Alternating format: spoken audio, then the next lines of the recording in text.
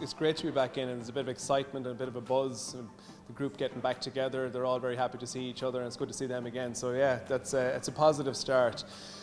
Absolutely, you do give them some advice and guidance around what they should be doing while they're away. You certainly want them to relax and to unwind physically and mentally, but there are things that they can do just to keep maybe the weight gain or fat gain at bay. So it's things like eating more protein-based foods, particularly at breakfast, lunch and dinner.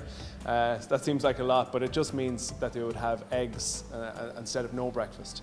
Or it means that at lunchtime they might add in a little bit of extra chicken, and in the evening they might have a starter, might have a mains fish, and you might get them just to have maybe a seafood starter as well. So it's very, very simple information that does make a difference to where they're at when they get back. This is where the foundation is set for the rest of the season, so it's very important that all markers are hit. So at the moment it's about setting the baseline, it's about seeing where they're at and setting their targets for the end of the season. And it's about being realistic and being very individual to each athlete. So saying, right, well, this is where you're at now, this is where we want you to be at the end of pre-season, and this is where we want you to be in 6 or 12 months' time. So it's a really good opportunity to get a snapshot of where a player is in terms of their development, particularly young players.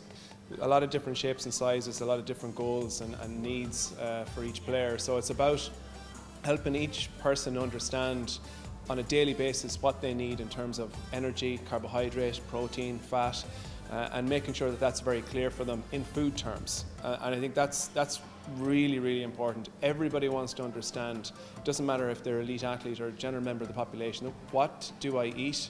This is the training volume that I'm doing, so how do I maximize the training benefits through eating the right type of food? So that's my job in the simplest form day to day.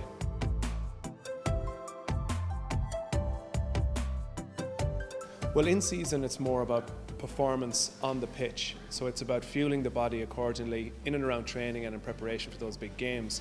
At the moment, every day counts as a day for maximizing adaptation.